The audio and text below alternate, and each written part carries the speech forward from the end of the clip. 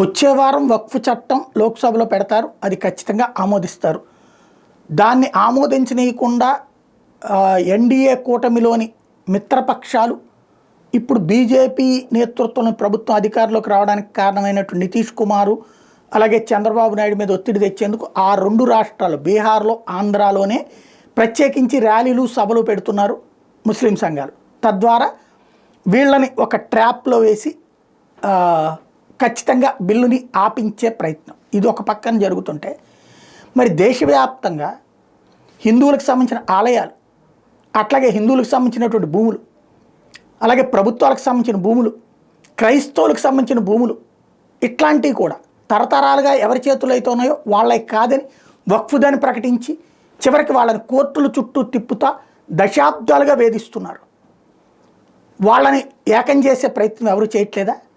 వాళ్ళందరితో ర్యాలీలు ఎవరు చేయించట్లేదా? లక్షల ఎకరాలు, లక్షల కోట్ల రూపాయలు విలువైనటువంటి భూములు ఇట్లాగా లాక్కునే ప్రయత్నాలు జరిగినాయి. ప్రయత్నాలుగా లాగేసుకున్నారు. అక్కడ బాధితులు ట్రిబ్యునల్ చుట్టూతా కోర్టుల చుట్టూ తిరుగుతూ ఉన్నారు. వాళ్ళు తమ సొంత ఆస్తిని తమదనిపించుకోవడం కోసం పరుగులు పెట్టాల్సిన పరిస్థితి. మరి దీనికేంటి సమాధానం? వాళ్ళందరినీ ఒక చోటకి చేర్చేవాడు ఎవడూ లేడు. వీళ్ళకి భవిష్యత్తులో నష్టం వస్తుందని చెప్పి లక్షల మందిని ఒక చోటకి తేవడానికి మతం ఉపయోగపడింది.